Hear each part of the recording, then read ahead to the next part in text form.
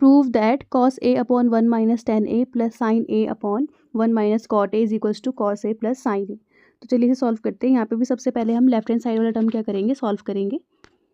तो यहाँ पे टेन ए को हम लोग कैसे लिख सकते हैं, साइन ए अपॉन कॉस ए, और कॉट ए को cos A upon sine A. तो इसे चेंज कर लेते हैं। कॉस ए अपॉन में 1 माइनस टेन ए हो जाएगा हमारा sine A upon cos A plus sign A upon 1 minus cot A हमारा हो जाएगा cos A upon sine A. ठीक है, अब हम क्या करेंगे, यहाँ पे लिखेंगे कॉस ए को, इस कॉस ए की मल्टीप्लाई 1 से होगी तो क्या हो जाएगा, कॉस ए आ जाएगा। इस साइन ए की मल्टीप्लाई 1 से करेंगे तो साइन ए आ जाएगा। यहाँ पे एलसीएम लेना है, एलसीएम आता ही होगा आप लोग को। अपॉन में ये हो जाएगा cos A minus sign A upon में कॉस ए, प्लस का प्लस न्यूमरेटर वाला साइन ए, नीचे वाले साइन ए की मल्टीप्लाई 1 से करेंगे तो यहाँ आ जाएगा sign A minus cos A upon में साइन ए। अब देखो यहाँ पे क्या होगा, कॉस ए की मल्टीप्लाई इस वाले कॉस ए से हो जाएगी। ऐसा क्यों, क्योंकि ये जब रेसिप्रोकल होगा तो कॉस ए के साथ ये वाला जो कॉस ए है ये कहाँ आ जाएगा, ऊपर न्यूमरेटर पे। ठीक है, तो एक बार यहाँ पे मैं बता देती हूँ कैसे होगा ये। कॉस ए अपॉन, इसके अपॉन में कुछ नहीं है, ये वाला टर्म छोड़ के अगर देखें तो इसके अपॉन में कुछ नहीं है, 1 लिख देते हैं यहाँ पे।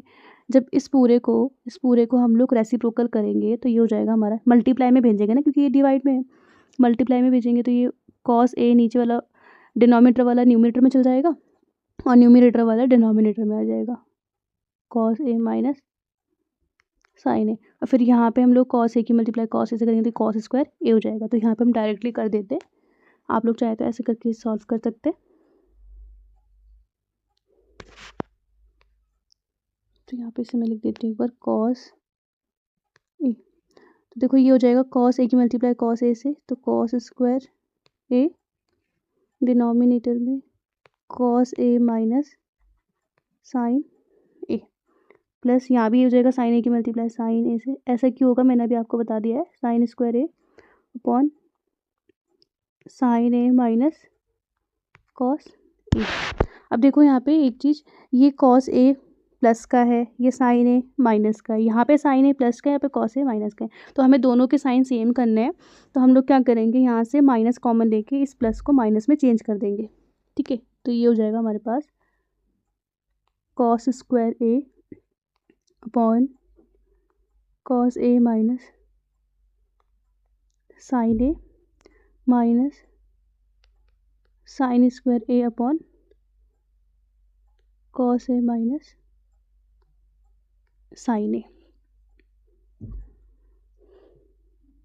अब इसे हम एलसीएम ले सकते हैं यहाँ पे, तो ये हो जाएगा, दोनों टर्म नीचे वाले डिनोमिनेटर वाले सेम है तो इसे लिख देते हैं एक ही बार, कॉस ए माइनस साइन ए, ये हो जाएगा कॉस स्क्वायर ए माइनस साइन स्क्वायर ए।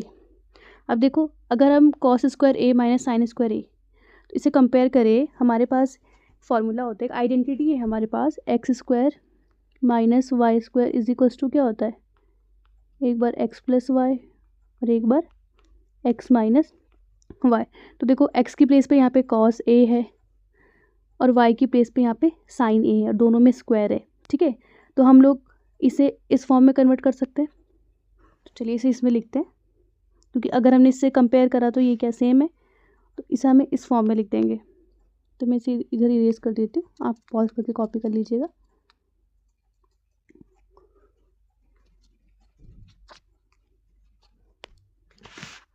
तो इसे जब हम लिखेंगे यहाँ पे तो ये हो जाएगा हमारे पास, एक बार इसे हम प्लस में लिख देंगे, एक बार माइनस में। तो कॉस ए, इतना वाला मैं इरेज कर देती हूँ, cos A, cos square sorry cos A ही आएगा यहाँ पे, कॉस ए, क्योंकि एक्स की प्लेस पे कॉस ए है ना, और ये स्क्वायर तो इस वाले फॉर्मूले से कंपेयर हो रहा था, तो हमें तो विदाउट स्क्वायर ऐसे लिखना है। तो कॉस ए एक बार प्लस में लिख देते हैं, साइन ए, एक बार ये हो जाएगा cos A minus sign A upon में cos A minus sign A.